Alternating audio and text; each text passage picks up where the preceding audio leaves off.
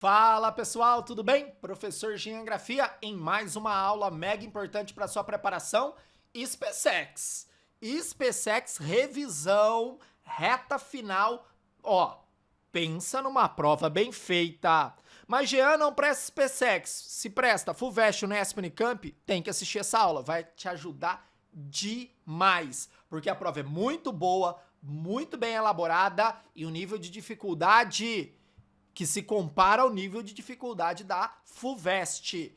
E se você é SpaceX, aí nem falo nada, fica até o final, porque possivelmente muito conteúdo que eu vou trabalhar aqui vai estar presente na prova. E se você não é gabarita gel militar, a minha plataforma focada na SpaceX, tá perdendo. Olha esse material, os últimos 10 anos de geografia do Brasil, você vai receber na sua casa, frete grátis.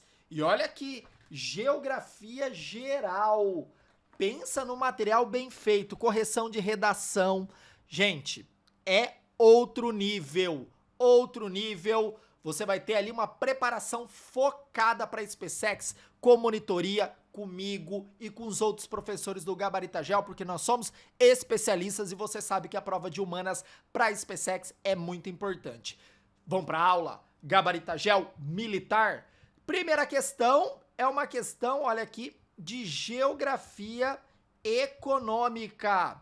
E na prova da SpaceX, quando cai geografia econômica, cai muito mais Brasil. Você vai fazer uma análise interna da economia do Brasil e também uma análise externa, relação com outros países ou relação com blocos. Bora para a questão. Desde 2007, o saldo comercial brasileiro vem apresentando tendência de queda, puxada pelo mau comportamento do setor industrial, que é o termômetro. Se está produzindo menos a indústria, consequentemente, os brasileiros estão consumindo menos, fazendo uma análise interna.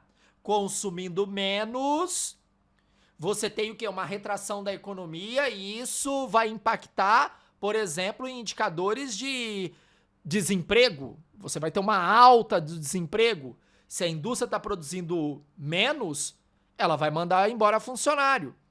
Se o comércio está vendendo menos e o serviço também, consequentemente também vai mandar embora funcionários.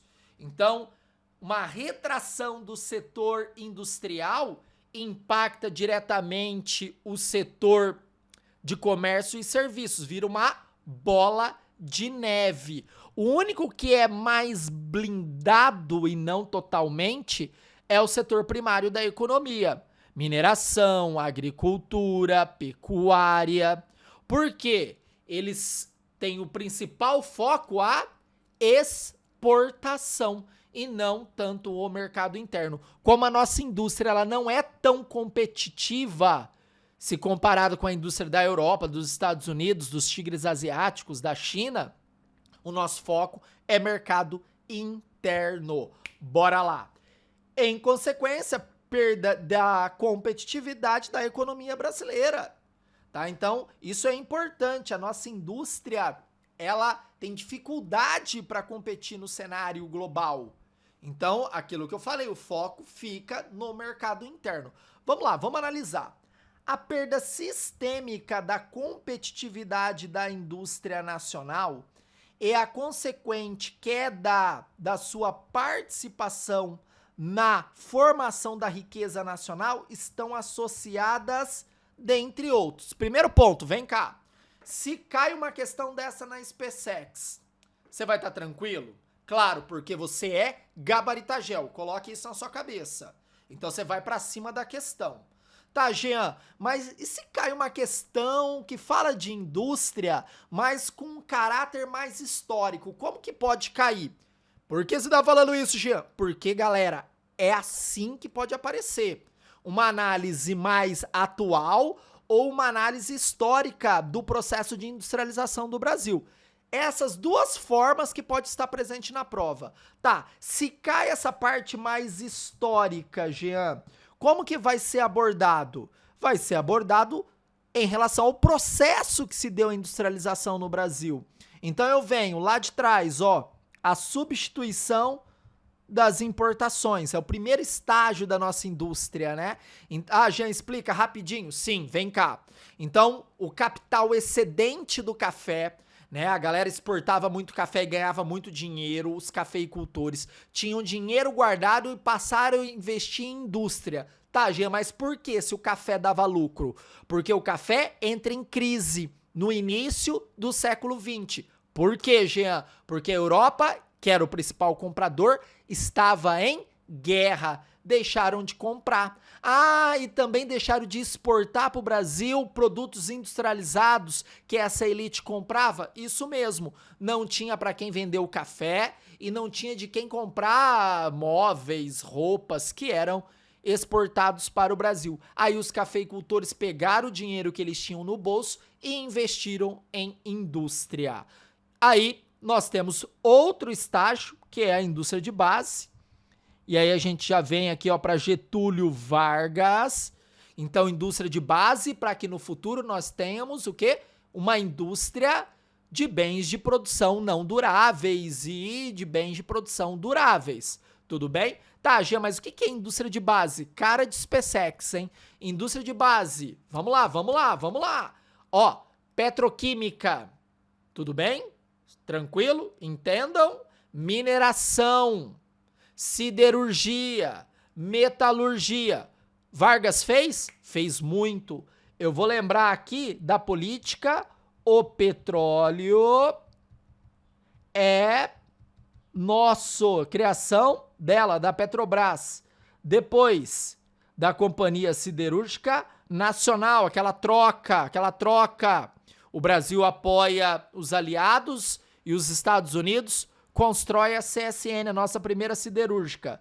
Depois, Jean, a Vale do Rio Doce, que hoje é só Vale, que é a nossa mineradora. Tanto a Petrobras, quanto a CSN, quanto a Vale foram privatizadas. Lembrando que a Petrobras não foi totalmente vendida, 51% é do governo brasileiro, 49% está no capital aberto, as pessoas podem comprar ações da Petrobras. Bora lá continuar. Depois nós temos Juscelino Kubitschek de Oliveira, aí a abertura para a entrada das multinacionais pós Segunda Guerra Mundial, principalmente as indústrias automobilísticas. Depois nós tivemos o período militar. Aqui nós tivemos as obras faraônicas, as obras de infraestrutura, lembrar lá da grande usina hidrelétrica de Itaipu, da Transamazônica, que não foi concluída, da ponte Rio-Niterói, os grandes elefantes brancos, né? As obras gigantescas para mostrar o poderio do regime militar. Depois nós entramos na década perdida. Aí a década perdida, década de 80, nós estamos passando por um processo de redemocratização. O Brasil só está preocupado mais com a política e pouco com a economia. Então nós regredimos demais as conquistas dos períodos anteriores. Depois, gabaritagel militar, e aí? Nós temos o neoliberalismo. O neoliberal. Então nós começamos o quê? O processo de privatização, um Estado mais enxuto, um Estado mais ágil. Então começamos a vender as nossas áreas estratégicas. Então energia, telefonia e aí vai. Gente, fiz uma análise completa aí, rápida, direta e objetiva, aquilo que você precisa agora na revisão. Bora lá para a questão. Vamos analisar uma por uma. Primeiro ponto aí, ó. Aos elevados custos de deslocamento dos produtos de exportação em virtude das rodovias e da precária integração de modais de transporte. Isso tá certo ou tá errado, gabaritagel? E aí? Está certíssimo. Certíssimo. Gente, o Brasil, ele vai depreciar o sistema ferroviário em que governo? Isso se amplifica. JK. Por quê? Porque para a entrada das multinacionais, o Brasil tinha que adotar o regime rodoviarista. Você acha que uma indústria de automóvel ia se instalar no Brasil? uma indústria de produção de caminhões, como a Mercedes, ia se instalar no Brasil se não tivesse rodovias para rodar esse caminhão? Gente, o Brasil é um país continente. Então teve que rasgar o Brasil com rodovias, que isso continuou no período militar. Então o Brasil deprecia e favorece as rodovias, aquela frase clássica, sem caminhão o Brasil para. E nós tivemos um grande problema. Como nós depreciamos as ferrovias, investindo pouquíssimo em hidrovias, só ficou rodovia. Você não teve uma conexão desses modais. Isso tá certo. Então, ó, já vamos cortar aqui, ó. Não é aí. Olha como a SpaceX é. Te deu, ó. Ah, aqui também não. Mas te deu, ó, 1, 2, 3. Que tem a número 1. A grande dispersão espacial da indústria brasileira em regiões historicamente periféricas. O que é periférico? Periférico é afastado, pessoal. Gente, fácil, hein? Fácil. As nossas indústrias, elas estão em cidades distantes ou elas deram início nas grandes cidades, nas capitais, nas regiões metropolitanas? Nas regiões metropolitanas. Região metropolitana de São Paulo. O ABC Paulista, Santo André, São Bernardo, São Caetano. A2 está correta, Gabarita Gel, A2 está correta. Não, está errada, tá? Elas se concentraram, olha aqui, nas capitais e não nas áreas periféricas. É onde está dando 2 correta, ó. Vamos cortar. Resposta certa é a C, mas nós estamos estudando, vamos analisar todos os quesitos aqui. Ó, bora lá. A baixa taxa de inovação da indústria brasileira, aliada ao fato dessa inovação estar mais relacionada à aquisição de máquinas e equipamentos do que desenvolvimento de novos produtos, tá certo ou tá errado? Tá certo. O Brasil investe muito pouco em inovação. Onde se desenvolve inovação no Brasil é nas universidades, fica restrito à universidade. E a universidade no Brasil, as grandes universidades que produzem ciência e inovação são bancadas pelo governo. Então, o que gera? Gera uma falta de investimento, porque o governo brasileiro tem que investir em saúde, educação, segurança, moradia. Nós temos ali um gasto público gigantesco. Educação no Brasil tem um gasto gigante. E aí uma parte dessa tem que ir para as universidades para produzir pesquisa e o que vai é pouco. Então, a falta de investimento privado nas universidades gera o quê? Gera baixa inovação. Ou o que a gente deveria fazer eram institutos de desenvolvimento de pesquisa. Então, por exemplo, a Embrapa é uma empresa pública que recebe investimento externo, parceria público-privada, e produz pesquisa de ponta. Então, nós deveríamos o quê? Criar mais essas empresas, pode ser empresas públicas, que desenvolvam pesquisa para que a nossa indústria seja o quê? Competitiva. Então, a 3 está certo, olha aqui. A 4 está errada, né?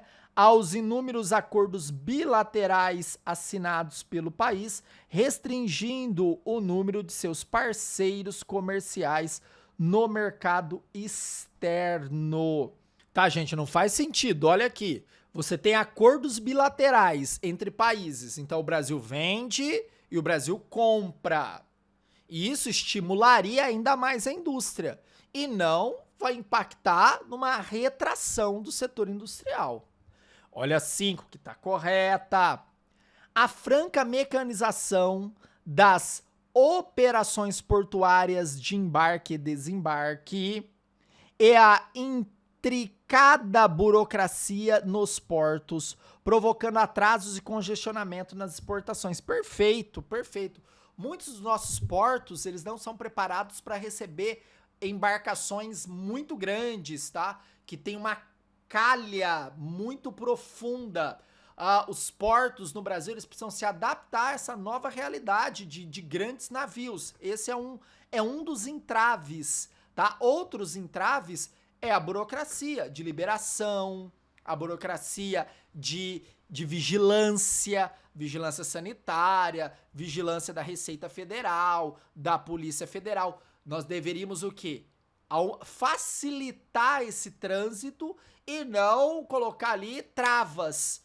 Consequentemente, cria congestionamento para exportação de soja. Aí a China fala que não vai comprar mais soja porque está demorando para chegar. Aí o Brasil, né, é colocado no mundo assim como um país desorganizado. E isso impacta diretamente na economia do Brasil. Isso é chamado de custo Brasil. O que é o custo Brasil? Simples. É tudo aquilo que a gente perde na logística de transporte. Tanto na escolha e na predominância errada do setor rodoviário, quanto na questão burocrática. Simplesmente isso. Bora lá, é gabaritagel militar. Olha que show de aula, né? Olha o tanto de informação que você obteve. Então, se inscreva no canal, desce o dedão no like, compartilhe aí nos grupos da SpaceX, porque vai ajudar muita gente essa aula. Ó, questão número 2, nós estamos falando de relevo. Relevo. E relevo nada mais é que geografia física. Geografia física chove na SpaceX e pega pesado. O aluno tem que estar muito, mas muito preparado para fazer uma boa prova de geofísica da SpaceX. E quando fala de relevo, nós estamos falando dos aclives e declives da superfície, no qual foram formados a partir de orogênese e pirogênese, mas ele é modelado pelos agentes externos, chuva, vento. O nosso relevo, ele está em constante transformação, mas ele tem uma estrutura antiga. Cara, olha o tanto de coisa que eu já falei pra você. Já dá pra matar um monte de questão. Bora lá, é gabaritagel. O relevo é formado pela atuação das forças de origem interna e externa, acabei de falar, as quais determinam as reentrâncias e as saliências da crosta terrestre. Sobre esse assunto, podemos afirmar que, lembro você que o Brasil não tem dobramentos modernos, e sim dobramentos antigos. Vamos analisar a questão. O surgimento das grandes cadeias montanhosas, como os Andes, o Himalaia, que são dobramentos modernos, resulta dos movimentos orogenéticos, isso mesmo. Caracterizado pelos choques de placas tectônicas. Lindamente correta essa questão. Lindamente correta, eu já vou cortar duas aqui. Primeiro ponto para a gente analisar aqui na nossa revisão, ó. Movimentos de placas tectônicas. Então nós temos aqui, ó, 3 placas tectônicas, gabaritagel. 6 placas tectônicas, né? E os seus consequentes movimentos. Então aqui eu tenho o movimento, ó, convergente, o de choque das placas. Aqui eu tenho o movimento divergente, a separação. Aqui eu tenho o movimento de cisalhamento ou transformante, o raspa-raspa, o raspa-raspa. Tudo bem com vocês? Aqui no convergente eu vou ter, ó, o de subducção e o de obducção. Quando eu falo de subducção, o que eu tenho, Jean? Eu tenho uma crosta aqui, ó, uma placa formada de magma, consequentemente mais densa. Então ela mergulha sobre uma placa, que aqui no caso ela é menos densa, é uma placa continental de rocha granítica. Então você tem o quê? O mergulho dessa daqui, a diferença de pressão, a atividade vulcânica e o dobramento formando o quê? Os Andes. Os Andes é essa formação aqui de subducção. E aí nós temos a obducção. é diferente. Aqui sub e aqui obducção. Onde nós temos duas placas graníticas da mesma densidade se chocando. E aqui vai acontecer o quê? Todo um dobramento, formando o Himalaia, onde nós temos o Monte Everest. O Monte Everest, com seus 8.848 metros. Além disso, nós temos o K2, que é a segunda maior montanha do mundo. As grandes montanhas do mundo estão localizadas lá no Himalaia do movimento de obducção. Aqui, que é a separação, nós temos a formação da Mesoatlântica, e esse movimento de cisalhamento. A gente vai lembrar da falha de Santo André. E aí, cara, já mitou na prova da SpaceX com tanta informação. Tô falando que o Gabarita Gel militar é show de bola, Então, ó, clica ali, ó, clica e vem fazer parte do nosso projeto de aprovação. Ah, o material tá na descrição. Olha aqui, 2. O intemperismo químico. O intemperismo químico é um esculpidor do relevo, muito característico de regiões desérticas, em virtude da sua virtude de intensa variação da temperatura. Tá certo, galera? Tem variação de temperatura no deserto? Tem. Nós temos dias quentes e noites frias, por conta da reflexão da radiação solar, que não é absorvida pelos objetos em superfície. A areia tem um albedo, índice de reflectância muito alto, então a radiação bate e vai embora. Então chega à noite, a Terra não tem energia para aquecer o ar. O que acontece com a temperatura? Cai. Tá correto isso, né? Não tá correto, porque isso é intemperismo físico. Nós temos o que? A retração e dilatação, até o rompimento, né, da coesão e, consequentemente, essa rocha vai ser erodida. Quando eu falo intemperismo químico, eu estou falando do quê? De água, galera. Estou falando de água que vai se associar a esses minerais, vai diluir esses minerais, vai transformá-los. Tudo bem? Então, a 2, tá vendo SpaceX como é tensa? Tá vendo como é tensa? 3. Extensões de planície, como os rios Ganges na Índia, Mekong no Vietnã, são resultantes do trabalho da deposição de sedimento feito pelos rios, formando grandes planícies aluviais. Perfeito, gente. São rios que carregam sedimento a partir do seu processo de escavar e depositar. Chegando em determinada hora que ele vai depositar esse sedimento, ou em foz, ou numa época de cheia, na sua margem, formando grandes planícies aluviais, tá, Jean? Mas quando ele vai depositar na margem? Na época da chuva, do clima de monções. Essa região é atingida pelas monções, que é 6 meses de chuva e 6 meses de seca. Então, galera, quando chove, o que acontece com esse sedimento? A Cláudia Leite extravasa, ó, e deposita aqui do lado, formando aquele solo fértil, naturalmente fértil, solo de aluvião, que os vietnamitas utilizam para plantar arroz, que os indianos também utilizam para plantar arroz. Então, está certa, Gabarita Gel. Olha aí, ó, ficou fácil, né? Alternativa B de bola, A4 também está correta. Os planaltos brasileiros caracterizam como relevos residuais, pois permaneceram mais altos do que a área circundante, por apresentarem escultura rochosa mais resistente ao trabalho erosivo. Simples, galera, né? Então você vai ter aqui, ó, uma área bem grande, de grande altitude, isso lá no pretérito, lá no passado geológico. Aí o que acontece? Erosão. Aí só ficou essa parte aqui, ó.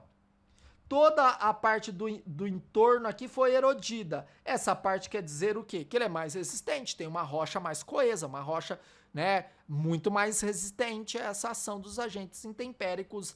Alternativa B de bola. E olha aí, galera, dá uma olhadinha na 5. Por situar-se em área de estabilidade tectônica, o Brasil não possui formas de relevo resultante da ação do vulcanismo. Acha, galera, a gente teve uma grande extravasamento de lava vulcânica que cobriu um grande deserto que existia no Brasil, que era o deserto Botucatu. Você tem a Serra do Mar, a Serra da Mantiqueira, que também ali você teve derramamento de lava vulcânica no momento da separação da África com as Américas, a partir do movimento divergente da placa. Então você teve um grande evento tectônico, consequentemente, sísmico e vulcânico. Está errada a alternativa B. Bora lá, é gabaritagel militar. Desce o dedão no like. Bora, essa questão é boa, hein? Questão boa do professor Demetrio Magnoli, do seu livro Geografia para o Ensino Médio. Vamos analisar a questão. Tem um excerto ali, um excerto. E a questão é do quê? De geografia humana, que é o forte do Magnoli. Geografia humana vai falar de urbanização. E quando nós falamos de urbanização, vamos aproveitar, né? Quando falamos de urbanização no Brasil, estamos falando do quê? De desigualdade. Não adianta, galera, não adianta fugir disso. Desigualdade. Então nós temos o quê? Duas cidades. A cidade legal e a cidade ilegal. A cidade legal, ela tem o quê? Oportunidade. A cidade ilegal, ela é marginalizada. O que seria marginalizada, Jean? É excluída do consumo. A cidade, ela só existe para consumir. O papel dela é proliferar o capital. Para pensar, você não compra tudo na cidade, né? Você compra moradia, você compra segurança, você compra educação, você compra saúde, você compra roupa, compra tudo. Tudo é comprado. E se você não contribui para essa seta, você é excluído, marginalizado. A única coisa que você vai oferecer é o quê? A força do seu trabalho. Mas você, dentro da cidade, você não mora nas melhores áreas. Você mora nas piores áreas. E olha aqui, o Magnoli tá falando isso. As desigualdades no ritmo da urbanização regional do Brasil. Você tá vendo aqui que eu falei para você? Desigualdade. Olha a palavra-chave aí. Bora analisar o excerto. Sobre o impacto da modernização econômica e da integração nacional, o Brasil passou de um país agroexportador e rural para um país urbano e industrial. Quando foi isso, gabaritagel militar? Hã? Vamos lá? Isso, JK, cara. JK. A abertura para a entrada das multinacionais, dificultando a vida do homem no campo, obrigando ele a vir para a cidade, êxodo rural, aumentando a concentração no campo, porque o pequeno e médio produtor deixou o campo, foi para a cidade, e essa área rural foi para o latifundiário, aumentar a área de produção de soja, produção de milho. Revolução Verde. Tá vendo como tá tudo conectado? Se você é aluno do Geografia, cara, você vai surfar nessa prova. Um processo vertiginoso de urbanização revolucionou a sociedade brasileira em apenas meio século. Isso foi muito rápido. Por isso que as nossas cidades, elas não foram o quê? Arquitetadas para receber essa galera que tá chegando. A galera tava chegando, onde eu vou morar? Eu não tenho dinheiro. Periferia, piores áreas, do lado do rio, no morro. A cidade inchou, macrocefalia urbana. A cidade inchou, macrocefalia urbana. Mas esse é um processo regionalmente desigual. Bora lá, vamos analisar. Olha aqui, na configuração geral das redes de transporte, a qual se apresenta mais densa e articulada nas regiões mais povoadas e economicamente mais dinâmicas, como o Sudeste e o Sul do país. Tá certo isso, pessoal? Tá certo. Gente, onde nós temos mais redes de transporte? Rodoviário, ferroviário, hidroviário, dutoviário, que são os materiais. Os imateriais, quando nós falamos de conexão Wi-Fi, fibra ótica, as ondas de rádio, ondas de TV, nas áreas mais densamente povoadas, onde você tem uma concentração de renda maior. Eu estou falando do Sudeste e do Sul, onde tem um, tá correto. Vamos cortar aqui. Olha 2. Olha 2, meu povo, meu povo.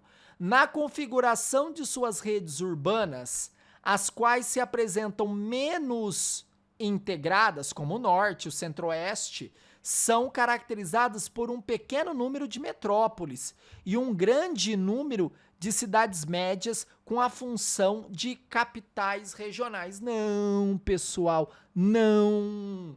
Como que é o processo de construção urbana do Centro-Oeste e do Norte? Você tem as grandes capitais, como Manaus, como Cuiabá, como Campo Grande, como Palmas, que foi criado depois, Belém. E o resto são cidades pequenas, você tem poucas cidades médias. Pouquíssimas cidades médias. Claro que está passando por um processo de crescimento essas cidades, como Lucas do Rio Verde, por exemplo, como Sorriso, mas ainda são cidades pequenas em comparação, por exemplo, com cidades médias em São Paulo, Ribeirão Preto, São José do Rio Preto, Campinas, são cidades de 500, 700 mil habitantes. Tudo bem? Isso tá errado. Bora lá, 3.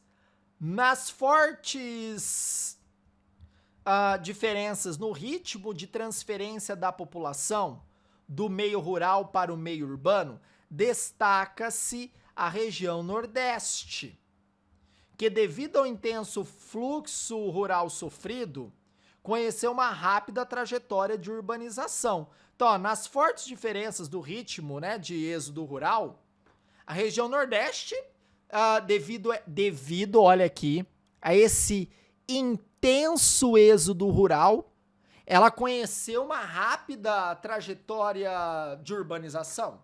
Não, tá? Esse êxodo rural aconteceu, né, do interior da Bahia para Salvador? Sim. Do interior do Pernambuco para Recife? Sim. Do interior do Ceará para Fortaleza? Sim. Mas é por conta disso que essa rápida urbanização? Não, porque muitas dessas pessoas que viviam no interior ali do Pernambuco, da Bahia, do Ceará, rumaram em direção ao sul-sudeste, principalmente sudeste, principalmente São Paulo, tá? Então não tem conexão aqui, não tem conexão. Olha 4, gabarita gel. Ó, a gente já dá pra cortar aqui, né?